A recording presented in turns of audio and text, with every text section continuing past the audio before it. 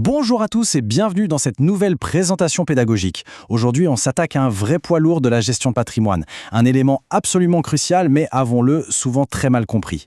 On va parler de la clause bénéficiaire en assurance vie. En gros, c'est vraiment la clé de voûte pour transmettre les économies de toute une vie. Alors pas de temps à perdre, on plonge directement dans le vif du sujet.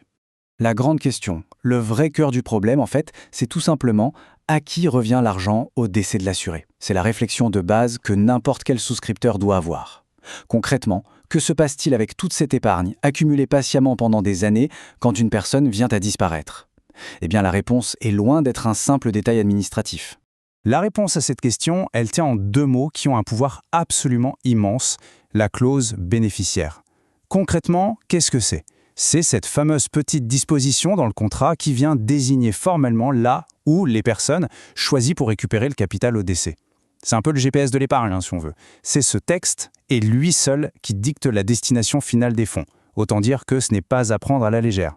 Et là, on arrive sur un contraste hyper intéressant entre une liberté quasi totale et des règles super strictes. D'un côté, pour les désignations autorisées, c'est vraiment le champ libre. On peut choisir presque qui on veut, un membre de la famille, un ami très proche ou même une association caritative. C'est à la carte. Mais attention, de l'autre côté, la loi veille au grain pour protéger les personnes vulnérables. Elle interdit formellement de désigner le personnel médical qui a soigné la dernière maladie, les mandataires judiciaires, les ministres du culte ou même, eh oui, incroyable mais vrai, les animaux. Impossible de léguer son assurance vie à son chat ou son chien. C'est totalement interdit. Bon, en pratique, comment ça se passe pour acter ce choix? On a 3 grandes voies administratives. La première, c'est la rédaction libre. En gros, on prend sa plume et on écrit ses propres termes, noir sur blanc. La deuxième option, souvent la plus courante d'ailleurs, c'est la clause pré-rédigée. Là, c'est du clé en main, l'assureur propose une formulation standard de base. Et enfin, la troisième voie, c'est de l'insérer carrément dans un testament chez le notaire. Le gros avantage de cette méthode, ça permet de garder le secret absolu sur son choix, même vis-à-vis de l'assureur, jusqu'au tout dernier moment. Un autre point absolument capital, c'est la gestion de cette clause dans le temps. En théorie, c'est très souple. On peut la modifier à tout moment, un simple courrier recommandé, et c'est réglé. Mais attention, il y a un piège redoutable, l'acceptation. Si le bénéficiaire accepte officiellement le contrat en signant un acte, la désignation devient strictement irrévocable. Fin de l'histoire. À partir de ce moment-là, on perd tout pouvoir de modification ou même de rachat sur son propre contrat sans l'accord explicite de cette personne. C'est un vrai point de non-retour à garder en tête. Et malheureusement, une simple petite erreur de rédaction peut complètement faire dérailler les meilleures intentions. Par exemple, utiliser les termes flous comme « mes voisins ». Ça paraît peut-être évident sur le moment, mais au moment de l'identification, c'est un cauchemar absolu.